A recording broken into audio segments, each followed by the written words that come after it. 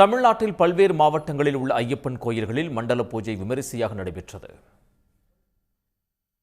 தேனி அருகே உள்ள பூதிபுரம் கிராமத்தைச் சேர்ந்த ஐயப்ப பக்தர்கள் ஐயப்பன் சிலையை ஊர்வலமாக எடுத்து சென்று பூஜைகள் செய்து வழிபட்டனர். இந்த நிகழ்வில் கலந்து கொண்ட பக்தர்களுக்கு அன்னதானம் வழங்கப்பட்டது.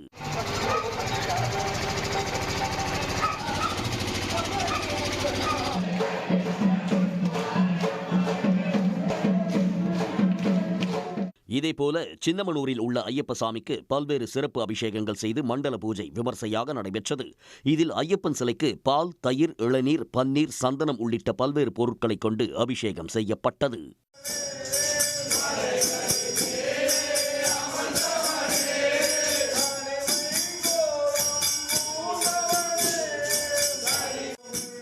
திருவள்ளூர் மாவட்டம் திருவேங்கடபுரத்தில் உள்ள கருமாரியம்மன் ஆலயத்தில் ஐயப்பசாமி விளக்கு பூஜை நடைபெற்றது. இதில் 500க்கும் மேற்பட்ட பெண்கள் கையில் விளக்குகளை ஏந்தியபடி பொன்னியம்மன் ஆலயம் வரை ஊர்வலமாக சென்றனர். அப்போது ஊர்வல சுற்றுப்பாதையில் ஐயப்பசாமி எழுந்தருளி பக்தர்களுக்கு அருள்பாலித்தார்.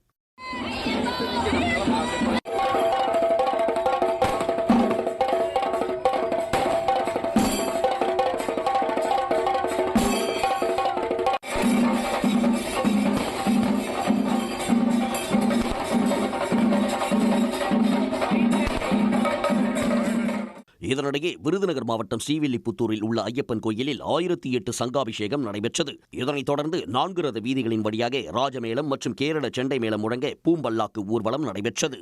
உடனுக்குடன் செய்திகளை தெரிந்து கொள்ள சன் நியூஸ் பெல் ஐகானை கிளிக் பண்ணுங்க.